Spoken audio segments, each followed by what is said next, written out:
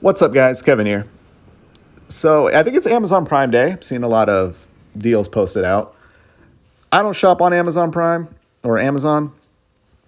I'm a Best Buy when it comes to my tech, and they got some good deals on TVs. I want to highlight just because I thought my TV buying days, at least this year, were over. But I'm seeing some of these deals here where I'm like, okay, all right, got a nice little bonus last couple weeks. That's just been sitting in my bank account. Maybe I'll pull the plug and buy one of these TVs. That's the correct saying. But let's go over it. So I bought most of these TVs. Now, I did have issues. You watched my videos before. It's like, Kevin, why are you highlighting these? You've had issues and returned them all. I did, but there was one reoccurring theme with all those televisions. They were all TVs I bought like as soon as they launched out here, at least in the Phoenix area.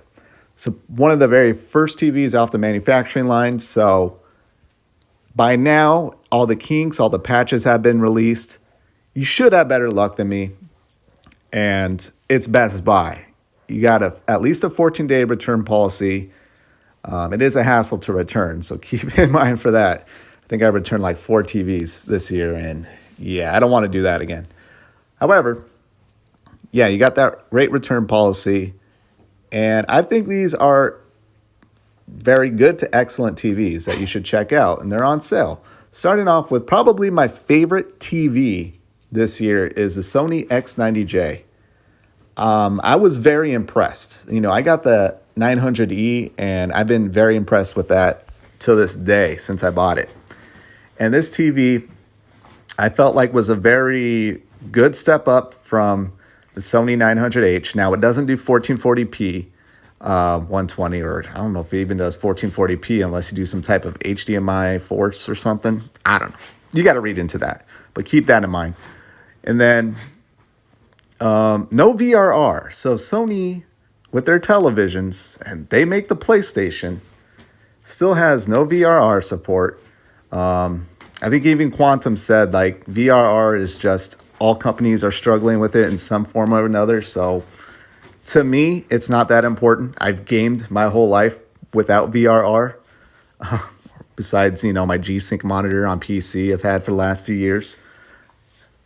It's not like I enjoyed gaming less now that I discovered VRR, but it is nice to have, and it would be nice if Sony eventually updates. I would just go in not expecting it, even though they said it's supposed to come out towards the end of the year. Just don't expect it. It's Sony we're talking about here. And other than that, I loved gaming on this TV. You can see it's $13.99. I should highlight the price, duh. $13.99 is as low as this TV has been. This TV launched at $17.99. $13.99 is probably going to end up being the new just normal price here in probably a couple months, like the X900H, I think is $13.99. But it is the lowest price. I think a couple weeks ago was $14.99. So yeah, $13.99 for really great television. I really enjoyed this. The colors were very punchy. I did have a little bit of issue with the reds. They kind of appeared a little bit orangish. But yeah, gaming, everything felt good. I keep telling the story about Returnal, how I sucked at it on my X900E. And then when I started playing on this, like not only did it look amazing, I was taking down all the biomes. And then I had an issue with the audio, returned it. And then my second TV, I want to highlight this, was a lot bloomier than my first X90J. So keep that in mind. It was kind of annoying. But other than that, I don't really watch too much dark content. But it is a VA panel, so it beats having an IPS, especially in a dark room. But I just want to highlight those things because I really enjoyed gaming on this TV. My favorite TV, and at $13.99, I may buy it for a third time. But man, yeah, Sony X90J. I'm just going to delete all these as I go through. Then we got LG C1 65-inch. These are all 65-inch TVs. There's a couple that are not, but $20.99, you get $400 off. Is it an absolute low price? No, this is going to go lower. I would say by Black Friday, you're going to see it for probably as low as $17.99.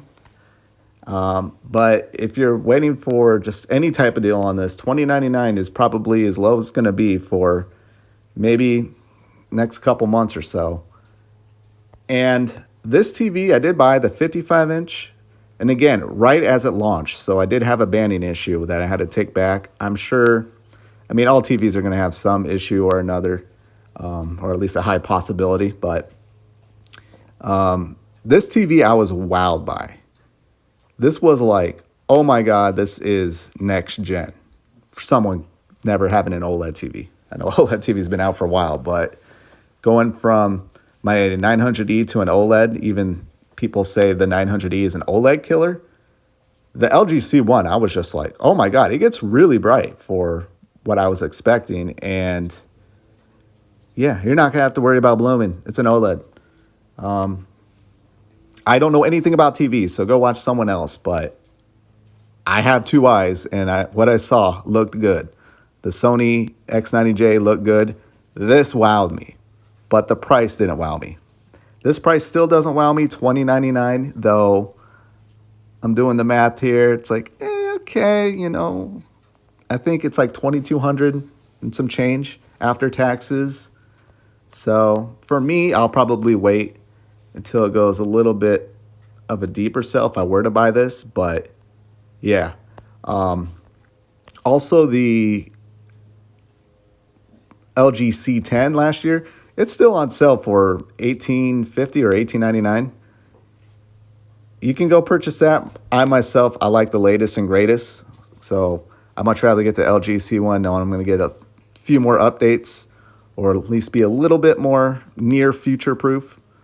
And from what I understand, this has a better, I don't know if it has a better contrast, but it just looks better than the LG C10, where I think the LG C10 gets a little bit brighter. But this has way better detail from what I understand.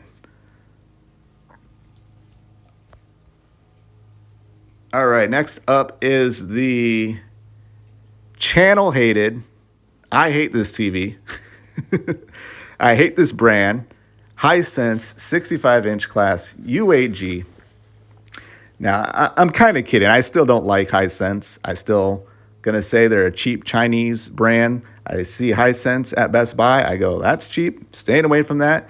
I bought this TV, returned it a couple days later because I had a really awful ghosting issue. However, that said, everything else, like the brightness on here, like pops so good. Like stuff looked 3D. Like the really bright and contrasting images in HDR, I was just like, wow. Wow. I wasn't like LG C1 wowed, but I was like, okay, I was taken aback. I was like, all right, Hisense, I see what you're doing. And then I saw what they're doing with a really bad ghosting issue. I think I have a couple videos on my channel. Returned it. Not going to touch a Hisense TV ever again. But this TV, 65 inches, $11.49. Only $150 off, but that's a really great price. And if I didn't have that ghosting issue, this TV is an absolute steal.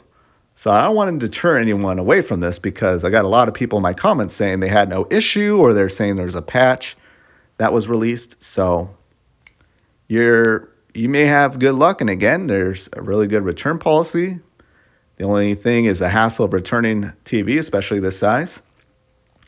But you don't even need, here's the thing, you don't need to box it at all. Just make sure you have all the equipment, remote, the stands, and everything. And if you have a big enough vehicle, just throw it in. I would take the receipt or the sticker if you bought it online, and it's really that simple. But yeah, the LG U8G, if it doesn't have that ghosting issue or you're able to fix it, yeah, this is a steal. This is a steal. At $11.49, you're not going to do better than this. You're not.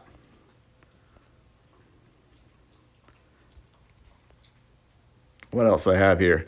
Samsung QN90A, 65-inch, $400 off for $21.99. I'd much rather get the LG C1. But I just want to highlight this TV just because it is on sale. I think this is the lowest it's been. Didn't buy this TV, don't know anything about it.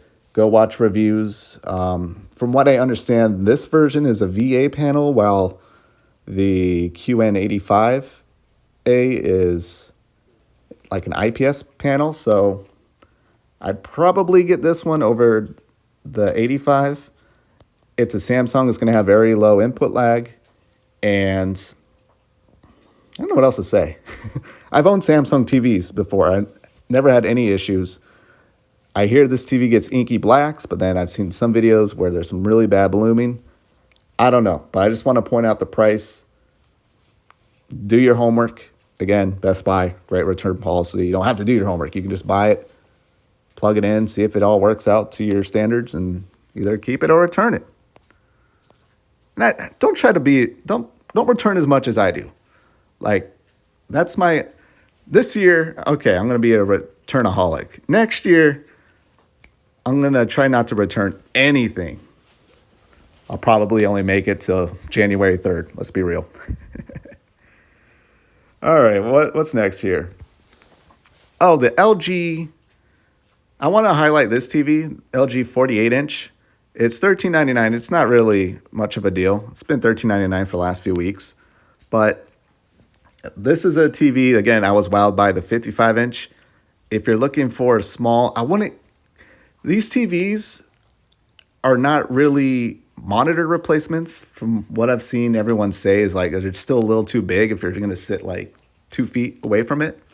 But 48 inches, the pixels are going to be more smooshed up together. So it's going to look way, way, way more crisp than you were to get like a 65-inch or 77-inch TV. So I just want to highlight that. If you want something nice and small, it's $13.99. You can get the C10, I think, for $12.99. And I think if you're a My Best Buy reward member, you can get like an extra $50 off. So $1,250 for the LG C10 48-inch. And 55 inches for the C1 is, I believe, $14.99. So that's even a good deal there. I just want to highlight this TV just because I want more smaller OLED TVs. So actually, I don't know why I'm highlighting this. Just either get what you want. Get what you want. And then I picked out this TV just because $12.99. Now,